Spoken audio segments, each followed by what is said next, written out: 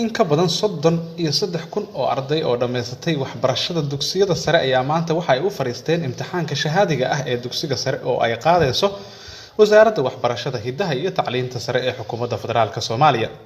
Dowlad goboleedka Jubbaland ayaa waxa uu fariistay in ka badan 1,561 arday. Degmooyin badan oo ka tirsan gobolka Gado ayaa ka mid ah goobaha maanta looga fariistay imtixaanka. Degmada Garbaharey ee xarunta gobolka Gado ayaa waxa ku galay imtixaankan arday ka kala socotay degmooyinka Garbaharey iyo Buurdhuubo. Gudoomiyaha degmada Garbaharey ahna duqa caasimadda, madaxa arrimaha bulshada maamulka degmada Garbaharey, taliyaha booliiska, gudoomiyaha ururka haweenka gobolka Gado iyo gudoomiyaha ururka haweenka degmada Garbaharey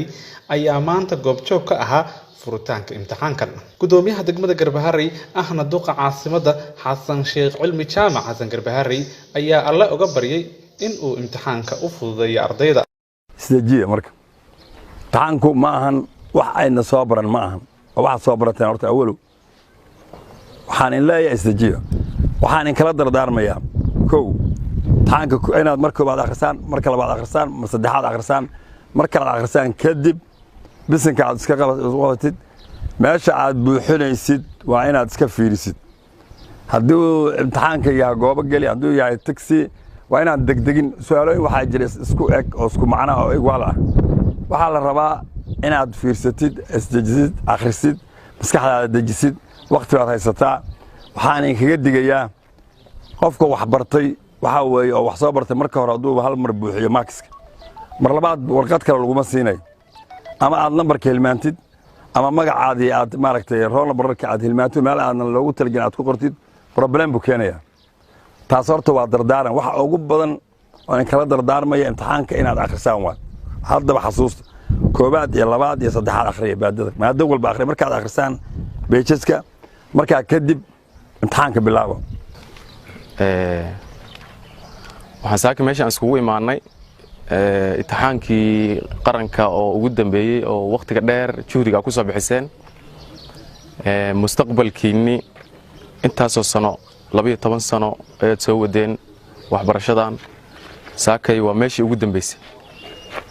waxaan rajaynayaa dadaalkiinni intaas aad soo wadeen inuu noqdo mid aad ku guuleysataan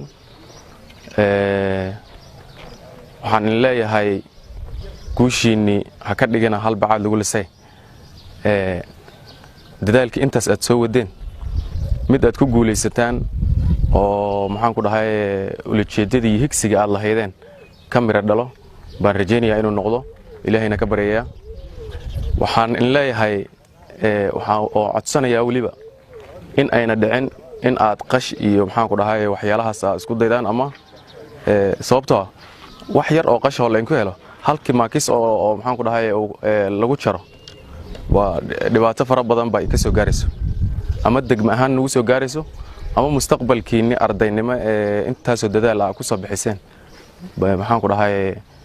ay soo gaaraysaa. Muna Cali Warsame oo ka socotay wasaaradda waxbarashada hidaha iyo tacliinta sare ee xukuumadda federaalka Soomaaliya ayaa sheegtay in si habsami leh uu u socdo imtixaanka. anigoo magacayga Muna Cali Warsame kana socdo wasaaradda waxbarashada ee dowladda federaalka maanta waxaan ku suganahay gobolka Gado gaar ahaan Galbaharey xarunta dhex taagana ma sha Allah ilaahay mahad leh imtixaanka si qurux badan oo sharaf oo nidaam leh ayuu noogu socdaa haddana kii labaad aan noo bilaawday waxaan rajaynaynaa sida quruxda badan oo sharafta leh oo ilaahay noogu idmaday inuu noogu dhamaado waxaan u mahad celinayaa maamulka gobolkan si wanaagsan oo qurux badan ay nagu soo dhaweeyeen si wanaagsan oo noogula shaqeeyeen imtixaanka qaadadeedii alxamdulillah haddana waxaan dhex taaganahay maadada kale ee noo socoto hadduu ilaahay yiraahdo waxaan jecelnahay in si qurux badan oo sharaf leh inuu noogu dhamaado 5 bari hadduu ilaahay yiraahdo.